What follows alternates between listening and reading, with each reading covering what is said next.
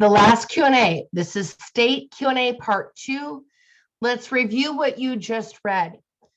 Under what conditions may you represent yourself in a transaction or represent immediate family?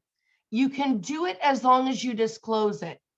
Agent is licensed in Iowa, buyer licensed in Iowa, seller licensed in Iowa, or agent is related to seller, agent related to buyer. Can you use a diamond ring as earnest money? Yes, you can, as long as it is agreed upon in the original offer. What you can't do is say, I'm putting $10,000 down for earnest money, and then the seller agrees to it. And then you turn in your Cabbage Patch Kid collection, a diamond ring, your Swatch watches, your Nintendo, that equals 10,000 according to eBay.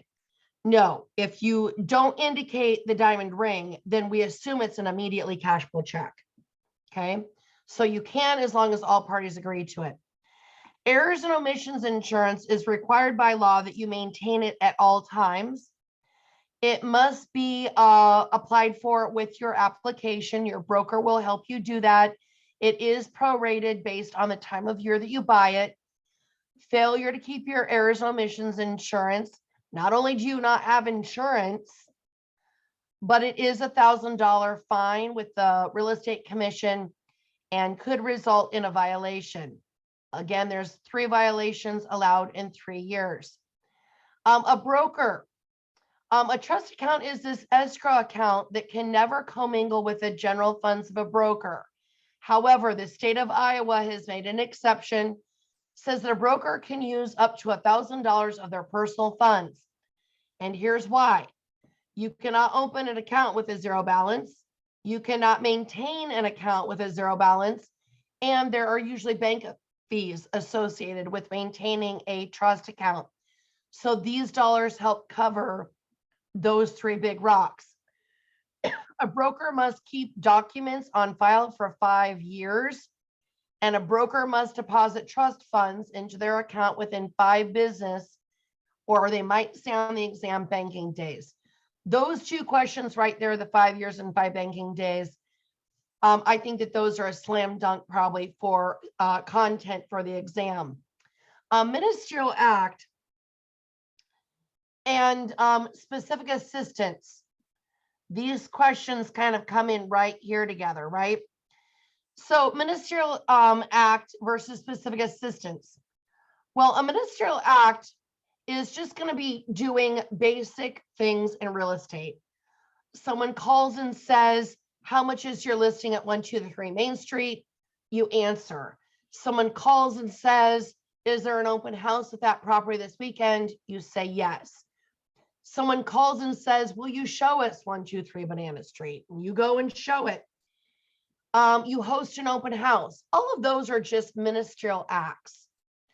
Where we cross over to specific assistance is where we start learning confidential information that could put that buyer or seller at a disadvantage when negotiating.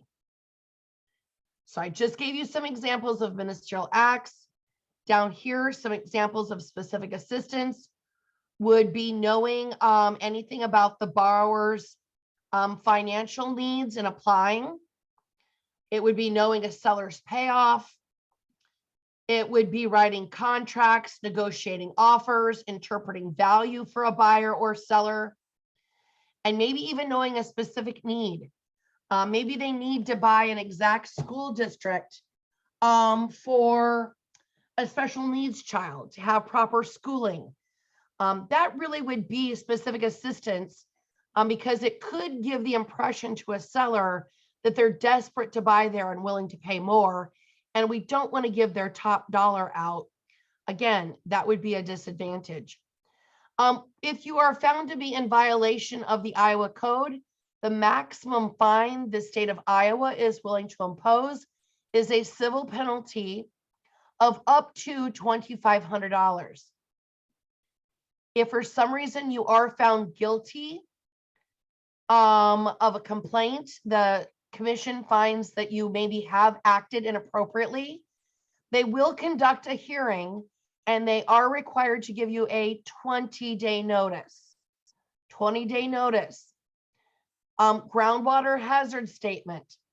You should have another 5 property condition questions on the state exam. And 2 to 4 of them could be just on groundwater hazard statements. The groundwater hazard statement must be made available in order to record the deed. If it's not made available, that doesn't mean title didn't transfer. It just means we're not able to put it on public record. Groundwater hazard statements can be signed by the transferor or agent. A license may be denied application for conviction of a felony, or if they've had any other type of license revoked. They do take delinquent college loans and delinquent child support as a reason to deny an application. Yes, they do. Those actually become like sort of like judgments against you. An agent can represent both a buyer and a seller in the same transaction as long as they disclose dual agency. And if a broker's license is suspended or revoked, they must stop real estate activities immediately, which means their salespersons do as well. Everyone has an inactive license, which means your license is in possession of the Real Estate Commission. A material adverse fact must always be disclosed to all parties no matter what. And a material adverse fact is something that would change or affect a party's decision to even go into contract, because it would affect the value of the property, it would affect the structural integrity, or pose a health risk. When must a broker give a progress report to a buyer or seller? Anytime a client requests it. It's upon request, and an agent can represent a family member as long as it's disclosed to all parties in writing. A tying agreement, we talked about this with antitrust laws, but in real estate specifically, the code talks about a buyer coming to an agent saying, I want to buy this lot and build a new house on it. And then I say, well, I will only sell you this lot if you give me that new construction listing. And if you don't give me that new construction listing, I refuse to sell you this lot. That's tying, because we're taking 2 separate activities and putting them together. And on the antitrust laws, they call them tie-in agreements. Is it acceptable for more than one broker to have the same office address? Yes, it is, as long as they keep their files separate. If you do decide to change brokers, if you go in and you just say to your broker, take this job and shove it under the refrigerator. That's old country song. They're going to maybe return your license directly to the commission, and then you're going to have a lapse in your active status. And if you're going to have an active status lapse, that means you're not selling real estate. And for some of you, it's going to be really hard to even go a day without having an active license because you've got a lot of business going on. So a way to change brokers, if you ever desire to do that and maintain that active continued status, you must get an acceptance signature of a new broker. You must have your old broker release you, and then you must sign saying, yes, I accept this transfer. It's all done online now, but I want you to think of it as physically taking a piece of paper around. I think that's the best illustration to help you remember it. Last but not least, our final question here is, if a license was issued on October 9th, 2019, when is your deadline to renew? And again, all licenses are issued in 3-year increments, with the first year counting as a full year, because all licenses expire on December 31st. So you would have October 9th through December 31st of 2018. That's full year number 1. You'd have 2019 as a full year, 2020 as a full year, making your deadline to renew by December 31st, 2020. Okay, now on to your national exam. You got an 80 question test. After completing that, you'll move on to the state. You've got a 40-question exam on that. Both exams have questions in relationship and ratio to the amount of questions that'll be on the exam.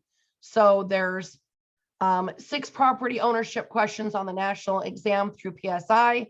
That's how many are, for example, going to be in the exam that you work with now.